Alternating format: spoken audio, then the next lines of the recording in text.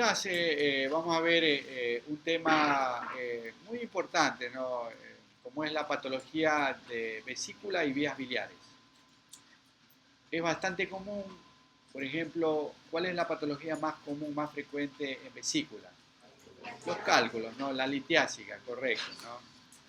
Generalmente los pacientes con enfermedad de la vía biliar pueden presentarse con una litiasis, comúnmente la colelitiasis, que también se llama así, ¿verdad? Y ser asintomático. Algunos pacientes son asintomáticos. O por ahí presentaron algún cólico. Hay otro grupo de pacientes que pueden llegar ya con un proceso inflamatorio, como son, por ejemplo, las colecistitis calculosas. Y generalmente la colecistitis es secundaria a cálculos. No solo a cálculos, a veces a barro biliar o microcálculos, ¿cierto? Ya esto implica un poco más clínica en el paciente, porque va a haber, además del cólico, va a haber fiebre, dolor, simulan abdomen agudo. Y cuando algún calculito se te pasó hacia el colédoco, hay otro grupo de pacientes que vienen así, ¿no? Ya con ictericia, ¿verdad? Por ahí ya se comentó que la primera causa de ictericia en un paciente joven generalmente son los cálculos biliares. Y ustedes saben pues que también la causa más frecuente de pancreatitis son los cálculos biliares otra vez. Entonces está todo ahí relacionado entre la vesícula, la vía biliar con su conducto principal que es el colédoco y el páncreas. Todos son vecinos y lógicamente cuando generalmente se sale un microcálculo o el mismo barro biliar puede, puede producir las pancreatitis. Entonces, estos son, así se puede presentar, de estas formas clínicas pueden presentarse los pacientes con cualquiera de estas entidades que hemos nombrado, ¿no? Ahora, ¿qué tenemos para estudiar esto? ¿Cuáles serían los métodos de diagnóstico más adecuados? La ecografía, ¿no? La ecografía es el método inicial, siempre la ecografía. No puedes saltarte de la ecografía. Por ahí hicimos una pregunta, ¿qué harías para identificar trombosis venosa profunda? Todo el mundo pone ahí flebografía, resonancia magnética, tomografía. Es el eco. Para ver trombos en las venas es el eco, la ecografía. ¿Por qué te va por otro lado? Entonces aquí es la vesícula, ¿no? Perdón, es la ecografía. Ya. Eh, bueno, esto después regresamos a ver. Eh, ¿Y qué vamos a ver en la ecografía? ¿No? La ecografía va a mostrar todo eso. Mira, ahí tenemos ¿cuántos pacientes? 6 pacientes diferentes, todos con patología vesicular. Unos agudas, otras vesículas normales. Ahora, ¿qué pautas te dan para pensar en que esa vesícula tiene criterios inflamatorios? La pared, ¿verdad? La pared, correcto, la pared, ¿no? Eso es importante. El cirujano siempre pregunta cómo está la vesícula. ¿Es una vesícula aguda o es una vesícula que simplemente tiene sus cálculos? Entonces, es la pared, correcto, ¿no? Tú tienes que medir la pared y la pared no debe de medir más de entre 2 a 3 milímetros como máximo, ¿no? Se considera engrosada la pared con un espesor más de 3 milímetros. Bueno, y la ecografía va a mostrar los cálculos así, ¿no? Todos los cálculos, ya sean de colesterol, de calcio, de triglicéridos o de otro componente, siempre se va a ver como imágenes ecogénicas en la ecografía y que proyectan una sombra posterior, correcto, una sombra posterior. Mira, por ejemplo, esta vesícula claramente se ve que tiene una pared muy engrosada, ¿no? Muy engrosada con un cálculo grande adentro. La tomografía de vez en cuando sí te diagnostica cálculos en la vesícula, sobre todo cuando los cálculos tienen un componente de calcio, ¿no? De calcio. Otro aspecto de que te indica el proceso inflamatorio vesicular es el líquido, la presencia de líquido perivesicular. Ya, cuando tú tienes líquido perivesicular como un líquido laminar, aquí mira, esta banda hipoecoica que está ahí entre el hígado y la vesícula, esto corresponde al líquido perivesicular, ¿no? También ahí uno dice, bueno, esa vesícula está muy aguda, muy inflamada. Incluso puede ser un empiema vesicular. ¿Ya?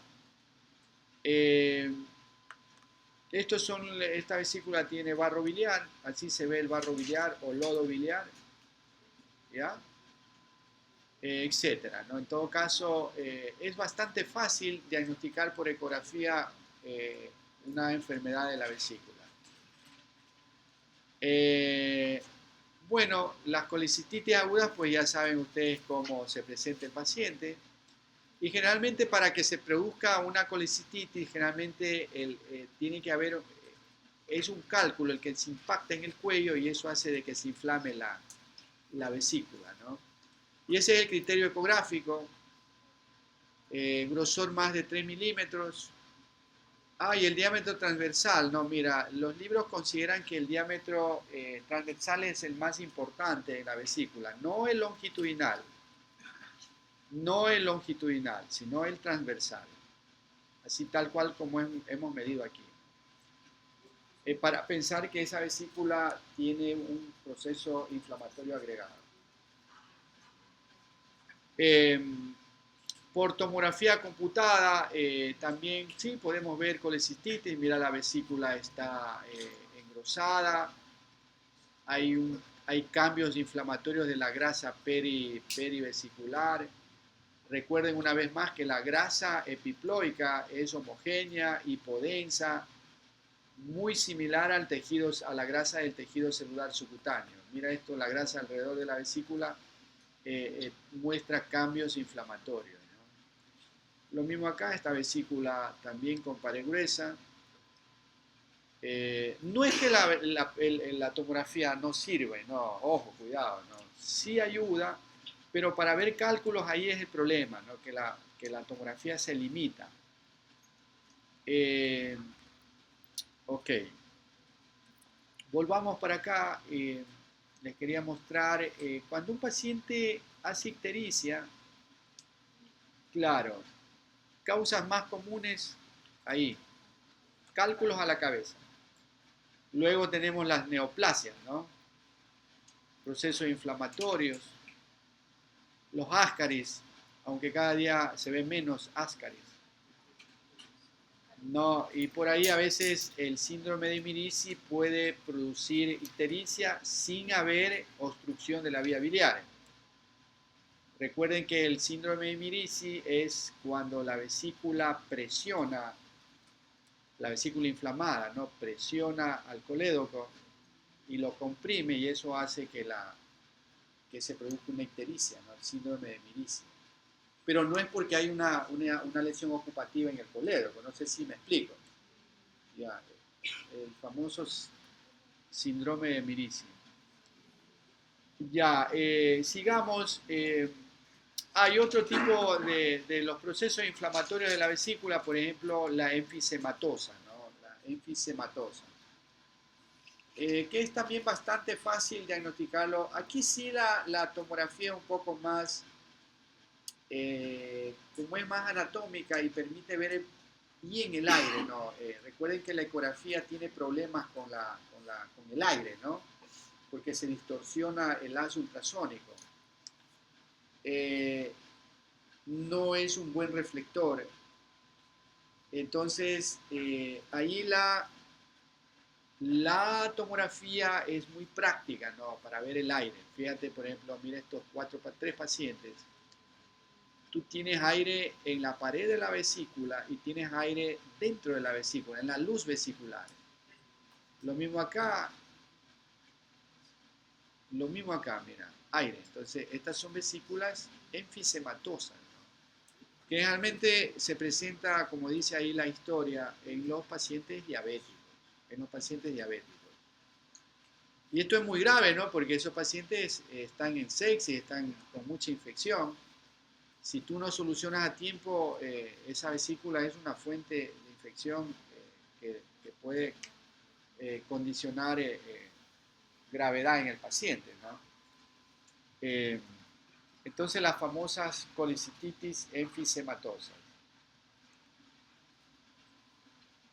Ya, hay también colicititis crónicas y aquí viene un término que se llama la vesícula escleroatrófica. Hay un término encuñado ahí que se llama vesícula escleroatrófica. ¿Qué son las vesículas escleroatróficas? Son colicititis crónicas. Son vesículas crónicas de mucho tiempo. Entonces, ¿cómo se las ve? Estas vesículas son vesículas pequeñas con poca bilis. Hay otras vesículas que no se ve casi bilis. Mira, por ejemplo, esta vesícula aquí. Está llena de cálculos la vesícula, pero hay casi nada de bilis, ¿no? Mira las otras como vimos anteriormente. Todas tienen gran cantidad de bilis, mira. A pesar que tienen cálculos, pero hay bilis. Esta tiene poca bilis. Esta podríamos considerarlo ya como una vesícula escleroatrófica crónica, ¿no? Y estas vesículas son un poco difíciles, ¿no? Alguna vez conversaba con un cirujano que las vesículas escleroatróficas están pegadas a la pared del hígado, ¿no? Y son muy sangrantes, porque al despegarle sangran mucho. La loge hepática sangra, ¿no? En todo caso, las vesículas escleroatróficas. Ya, hay otra entidad conocida como la vesícula en porcelana. ¿Cuándo sospechamos en una vesícula en porcelana? Cuando vemos la pared calcificada. ¿Ya? Así, por ejemplo, mira la pared de la vesícula, calcificada, ¿no? Todo el contorno de la vesícula tiene calcio. Lo mismo este corte acá, estos son dos cortes tomográficos. El mismo hallazgo, ¿no? La calcificación de la pared parece un huevo, ¿no? Incluso en una plaquita de tórax, perdón, una simple abdomen, tú puedes ver el calcio. No siempre, pero bueno, en este caso se ve porque está calcificada la pared. Por ecografía también la podemos sospechar, pero en este caso sí la tomografía es mejor. Ya, tiene relación con el cáncer, ¿no? De vesícula. La vesícula en porcelana. Generalmente se sabe que toda vesícula con cálculos, esa vesícula tiene mayor incidencia a desarrollar cáncer de vesícula. Entonces es mejor extirpar la vesícula, ¿no? A pesar de que sea asintomático en el paciente. Por ese riesgo, ¿no? Parásitos también podemos ver en vesícula, en vías biliares. Esta es una diapositiva ya de algunos años. Ya no he vuelto a ver ascaris. Aquí hay un ascaris en el coledo, ¿no? Ya no he vuelto a ver ascaridiasis. Pero también pueden producir, simular cálculos biliares, ¿no? Te da cólico, te da ictericia, te da fiebre porque produce una colangitis, etc., ¿no? Y tiene una característica el dolor de un ascaris, ¿no? Que es intermitente. Duele cuando el parásito se mueve, cuando quiere salirse o migrar, ¿no? Entonces ahí le da el cólico al paciente. Es muy intermitente ese dolor. Y cuando ya se muere el parásito, el paciente hace colangitis, el paciente puede empezar a tener ictericia, fiebre, calofrío, etc. Ya, otra entidad clínica son las coledocolitiasis, ¿no? Los cálculos en el coledo. Claro, ¿de dónde puede quedar, de dónde crees que salen los cálculos y se quedan atrapados en el colegio, la vesícula, no hay otra forma, ¿no? No hay otra forma. Aunque la enfermedad de Caroli, estos pacientes con enfermedad de Caroli son productores de cálculos en las vías biliares. Y sin haber cálculos en la vesícula a veces, ¿no? Estudien lo que es la enfermedad de Caroli. Bueno, ¿y qué tenemos para la coledocolitiasis? ¿Cuál es el método de diagnóstico más adecuado? La ecografía sí se puede hacer, pero tiene un poquito limitado, está limitada, ¿no? Aún más cuando el paciente es un paciente obeso, que se hace dificultoso llegar al colédoco. En cambio que aquí sí está la colangioresonancia, ¿no? La colangioresonancia.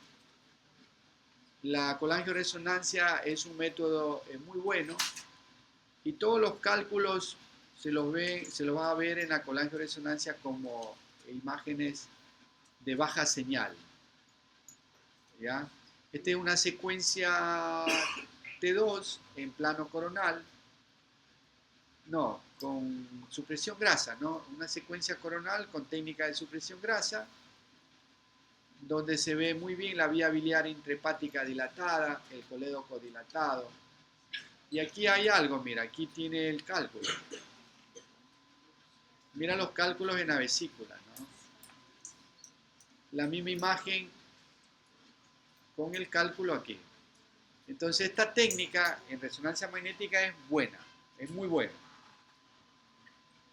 Mira este otro paciente, creo que esta imagen ya la vimos, con un cálculo hipointenso, o sea, con señal de vacío, en el segmento distal del colédoco. Aquí hay cálculos en la vesícula. Acá esta secuencia T2 en plano axial muestra también la vesícula con múltiples cálculos, ¿no? Mira, este es el Wirsum, ¿no?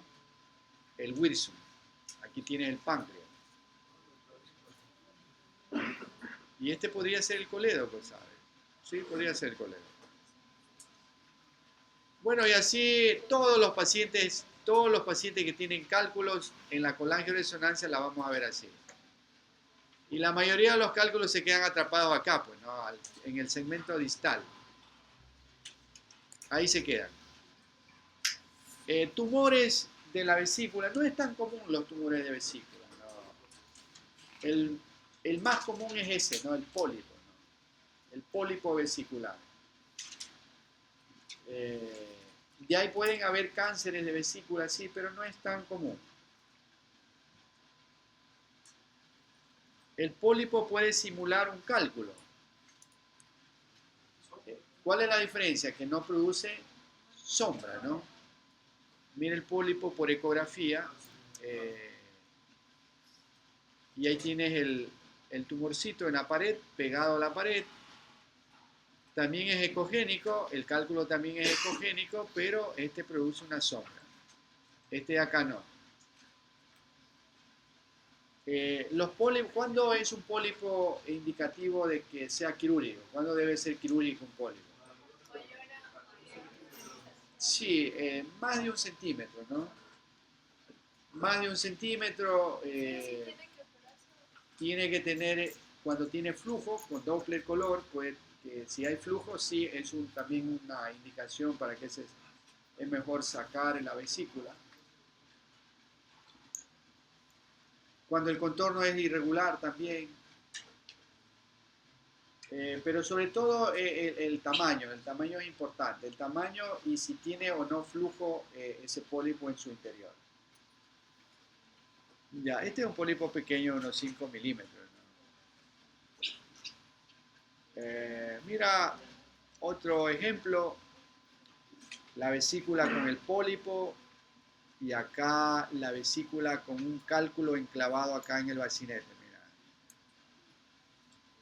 mira.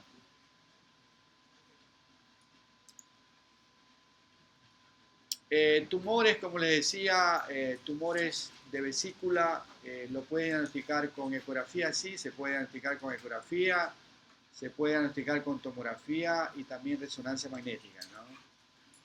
Siempre la tomografía y la resonancia, en este caso, cuando es tumores, va a tener una cierta ventaja que la ecografía. Eh, pero como les comenté, siempre la ecografía es el método inicial de diagnóstico en las patologías abdominales, en cualquiera. Entonces aquí tienes el tumor vesicular grande, tienes aplicado el Doppler color. Acá tenemos otro tumor vesicular con tomografía computada. Mira, una gran masa tumoral. ¿Qué componentes nomás tiene esta tumoración? Sí, es un tumor mixto, ¿no? Tiene densidad de líquido, tiene densidad de tejido sólido, ¿verdad? No hay calcificaciones. ¿Qué representan estas áreas hipodensas en un tumor? ¿Ah? No, pues hija, grasa no, no puede ser. La grasa, mira cómo lo ves, ¿no es cierto? ¿Qué representan estas áreas hipodensas en cualquier tumor? Necrosis, ¿no? Son necrosis generalmente, ¿no? El tumor se necrosa y aparecen esas áreas hipodensas que se hacen más notorias en las contrastadas. Eh, entonces, cuando usted ve un tumor con áreas hipodensas, pensar en que ese tumor tiene áreas de necrosis.